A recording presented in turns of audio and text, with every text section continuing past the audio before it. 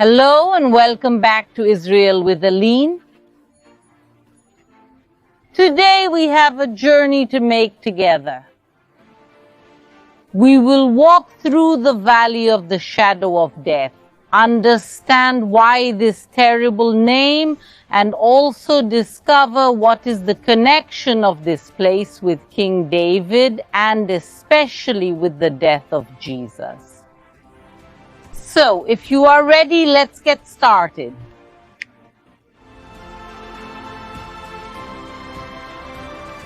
On this side, we can see the Mount of Olives, and on the other, the old city of Jerusalem.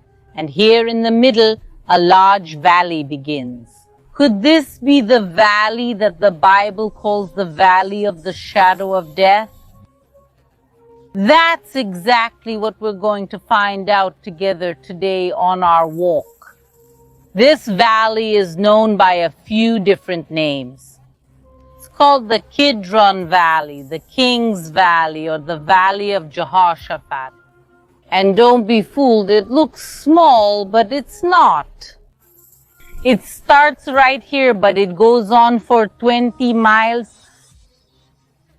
It starts up here in Jerusalem and goes down to the depths of the Dead Sea.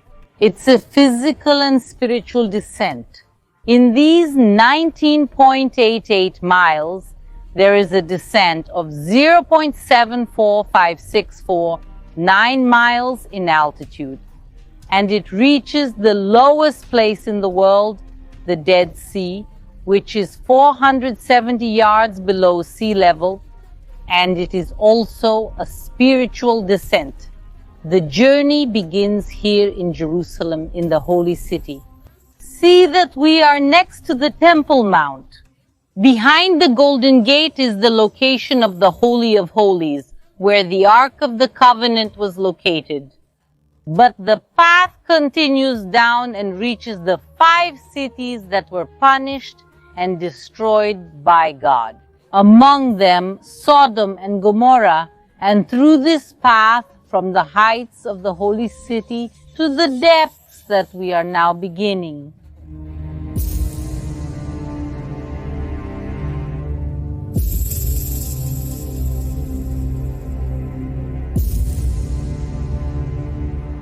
We talk about the name, the Valley of the Shadow of Death, but what death is there in this place?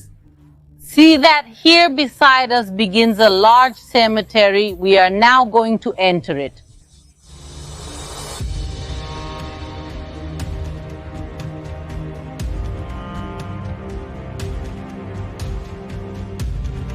This is a Jewish cemetery created approximately 3,000 years ago, that is in the period of King David.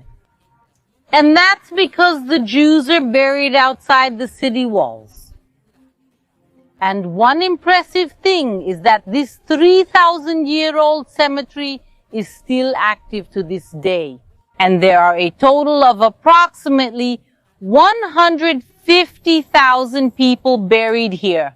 150,000 dead at this location. And from where I am, it's hard to explain to you, to show you how impressive the size of this cemetery is. We are inside the valley, and it goes all the way up the Mount of Olives. It even crosses to the other side and also goes around part of the mountain. And among these 150,000 tombs, there are very important and special tombs. And we are now going to see the most colossal among them and the most important, biblically speaking. So let's go!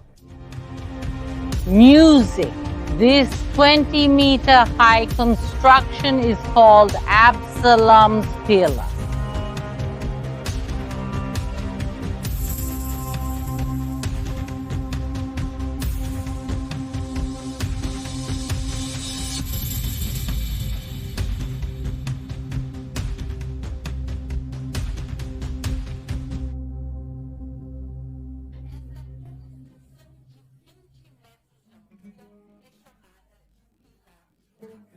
The following is written in the Bible.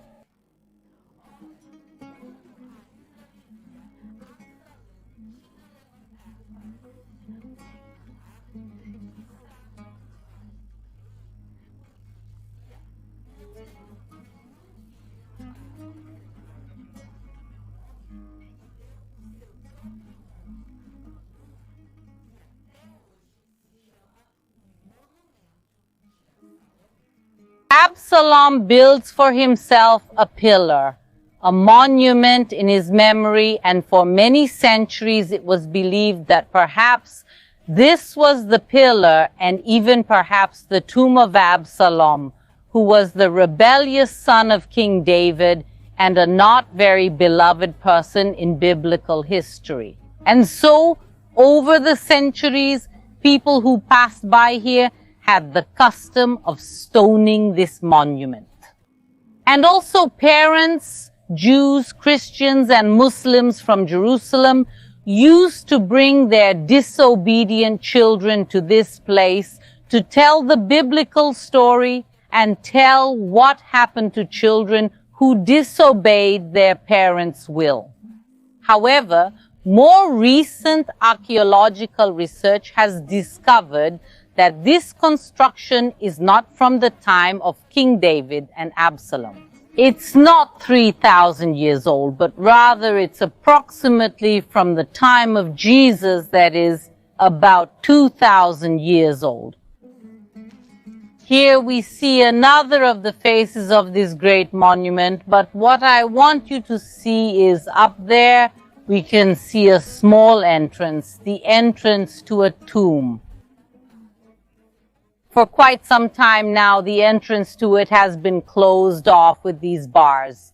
But we can see in these old photos what the tomb looks like inside. So who is really buried here if it wasn't Absalom?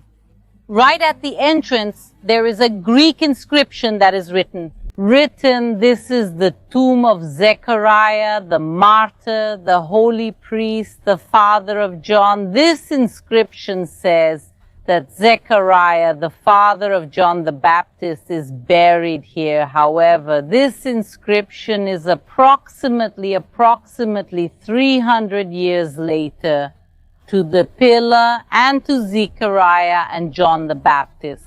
So we do not know if it is really true.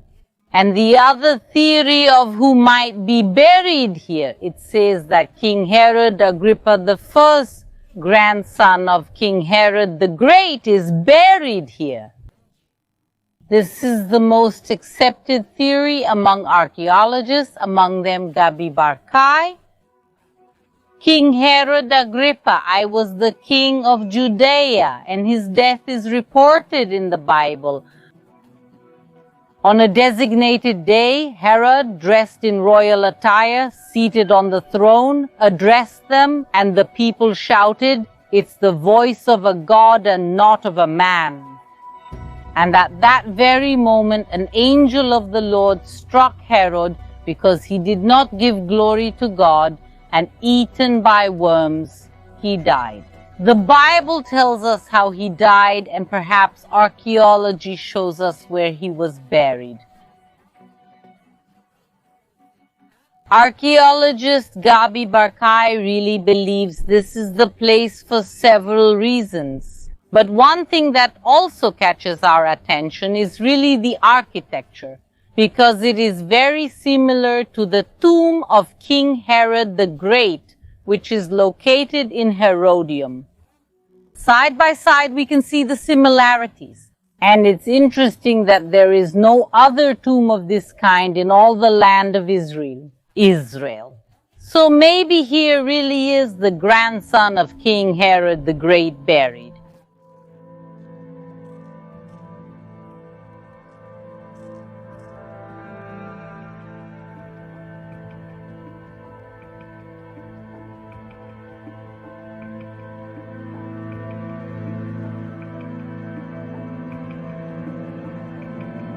Everywhere we look, where we see and feel death, look here to my side, we can see a series of tombs. Here also carved into the rock, there are others. Indeed, this place is full of burial sites. But one of them is different from all the others, and it is right here beside us.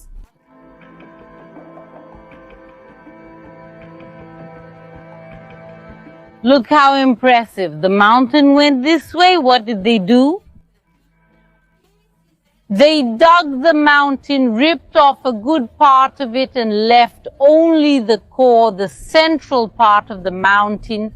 They carved and sculpted it, and this monument is built from only one stone. But this here in reality is not, and has never been a tomb. This here is a memorial. The real tomb is right here on the side. Here we see the real sepulchre, the tomb that is part of this complex, along with the memorial that is next to us. This is a cave dug into the rock, and inside it the bodies of people should be placed. People? But why did I say should? Because we can see that a part was dug, but that a good part was not dug to the end. This tomb is incomplete, so we don't really know if anyone was actually buried here at this location. This complex is called the Tomb of Zechariah. Which Zechariah? Isn't Zechariah the father of John the Baptist? And we really don't know which Zechariah it refers to. The Bible speaks of more than 30 people named Zechariah. And besides, this is a common name in biblical times. So it could be that someone we know from the Bible named Zechariah was buried here, or it could be that no one was ever buried here as well, since it was never really completed. And why didn't they finish digging this place? We have no idea. So there really are mysteries at this place. But the next tomb we are going to has no mystery. We are sure of who was buried in it, and the people who are buried in it are people we know from the Bible. Let's go.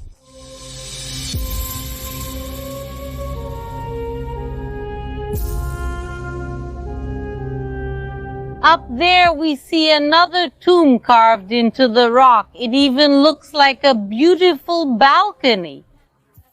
But there, folks, is a tomb, and at its entrance it is written who is buried. Look at this text. This is the tomb and monument of Alexander, Aeneas, Euezer, Judah, Simon, Joanna, the sons of Joseph, son of Oved, Joseph, and Eliezer, son of Aeneas, priests of the Rezira family. But who is the Rezira family? They are mentioned in the book of Chronicles and also in Nehemiah. They are part of the tribe of Levi. More specifically, they are descendants of Aaron, Moses' brother. And we know from the Bible that they were priests in the temple of Jerusalem. And that's why it also makes a lot of sense that they were buried here right in front of Mount Moriah. And now we will have the opportunity to go in and see with our own eyes what the tomb looks like inside this family that is mentioned in the Bible, who were priests in the temple of Jerusalem at the same time that Jesus was in it. We are passing again in front of the monument of Zechariah, but it is not in it that we are going, but rather here by the side is the entrance to the tomb of the family of Rezir. Look at all this construction dug into the rock. It's really unimaginable to do this without any kind of machinery. It's years of work and all this for no one to really use. It was a tomb, and really a tomb with a spectacular view. Look here, that in front of us opens the valley of Kidron. And here to the other side, we see the part of the tomb itself, the funerary part. We can see how it is carved into the rock and has several niches. Each of these spaces was for a body to be placed, and as we saw in the inscription, an entire and large family was buried here. And this tomb also has many elements in common with the tomb that was of Joseph of Arimathea, that was lent to Jesus It is precisely a tomb carved into the rock.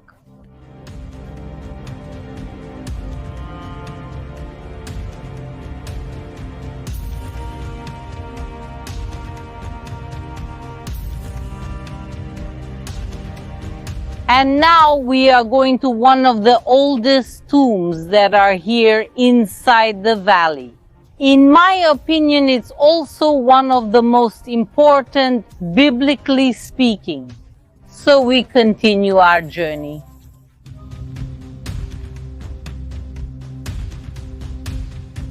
Behind us, we see what looks like a small house, but it's not. That's a tomb from the time of King Solomon, a 3,000-year-old tomb, but nowadays it's inaccessible.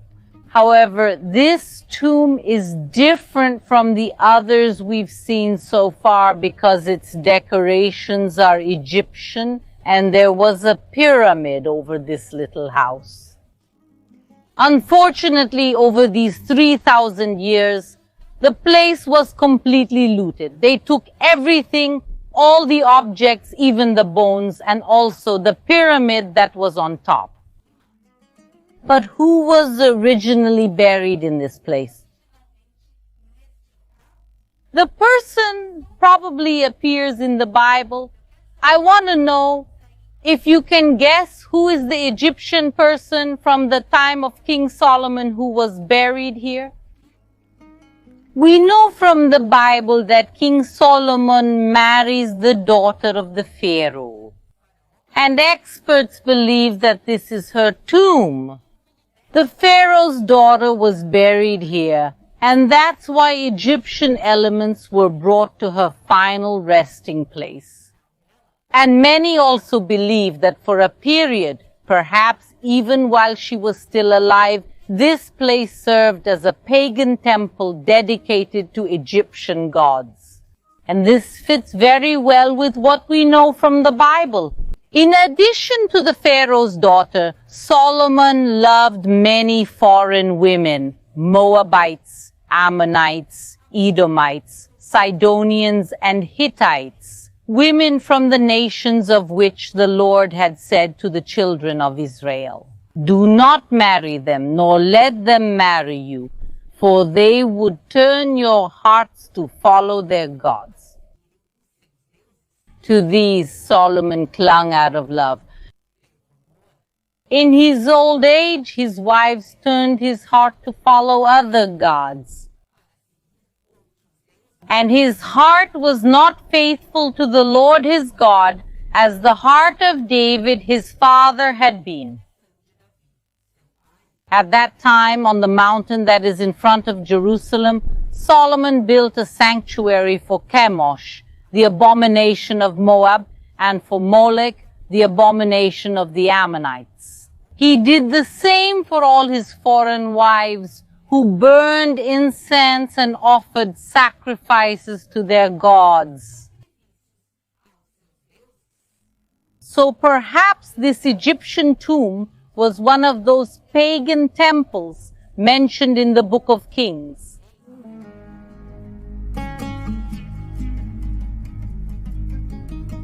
As we have seen, death and the dead are not lacking here in this valley.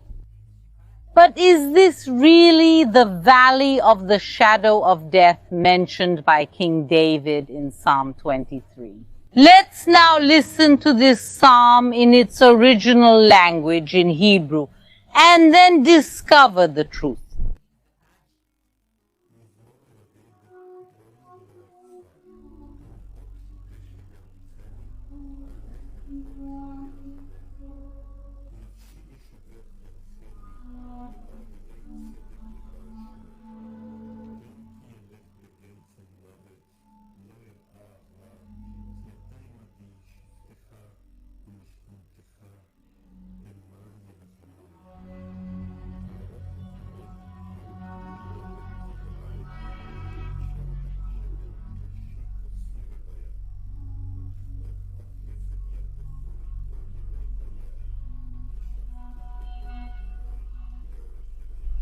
In verse 4, we hear the expression Gay Tselmavet.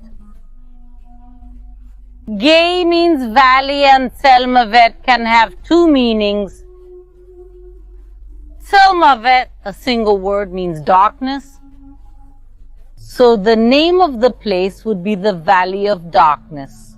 But Tselmavet has a second meaning, which is the combination of two words. Tsel, which means shadow, and Mavet, which means death. So this same expression has two meanings, the Valley of Darkness or the Valley of the Shadow of Death. So when King David writes Psalm 23, he speaks of a place that is called both the Valley of Darkness and the Valley of the Shadow of Death. And in my opinion, these two meanings complement each other, because the psalm speaks of the fear of crossing through darkness and walking towards possible death. And in my opinion, this double meaning is even deeper. However, unfortunately, when we read the Bible in its translations, we often lose these nuances and these double meanings. And that's why it's so important to study the Bible and read the Psalms in their original language, Hebrew. So for all those who have the opportunity, I really recommend being able to study Hebrew in depth. When King David wrote Psalm 23, he was probably sitting inside his palace. And where is King David's palace? Right behind us on this slope. And it overlooks this large valley. And perhaps this valley that inspired him to write Psalm 23, many of the elements that appear in the psalm are present here. We see green pastures, still waters. This is because in ancient times there was a stream here in the winter, anointing oil that was produced here at the foot of the Mount of Olives, the house of the Lord, which is the temple of Jerusalem on Mount Moriah that was right here. And of course, the Valley of Darkness and the Shadow of Death. Darkness and shadow are here due to the geography of this place. There is much less sun here than in the rest of the city and in the old town, because due to the depth of the valley, it gets darker earlier here in the morning and at the end of the day. So there really is shadow and darkness in this place more than in the rest of Jerusalem. And death, we saw here, there is a gigantic amount of tombs, and there have been tombs here since the time of King David.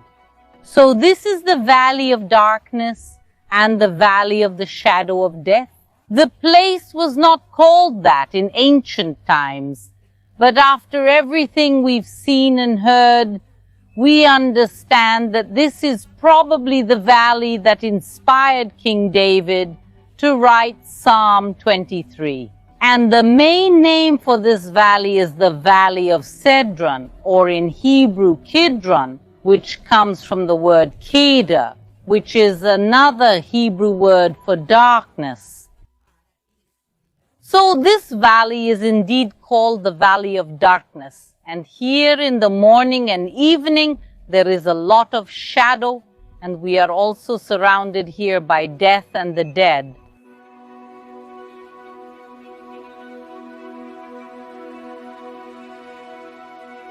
And all of this becomes even more important 1,000 years after David, when Jesus is arrested in the Garden of Gethsemane. Where is the garden? At the beginning of the valley, very close to where we started our walk. Jesus is arrested and taken along this same path. And from here, he goes up towards the old city of Jerusalem, where within a matter of a few hours, he is tried, convicted, and crucified. So imagine these same words that David wrote, now putting it in the context of Jesus walking towards his death. Even though I walk through the valley of the shadow of death, I will fear no evil, for you are with me. Your rod and your staff, they comfort me.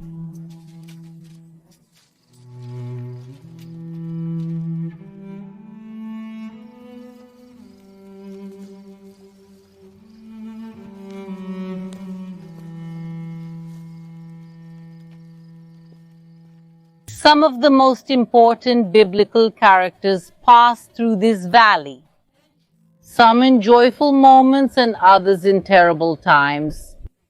Here walked Abraham, Melchizedek, the king of Sodom, David, Absalom, Solomon, and of course Jesus after being arrested on the way to crucifixion.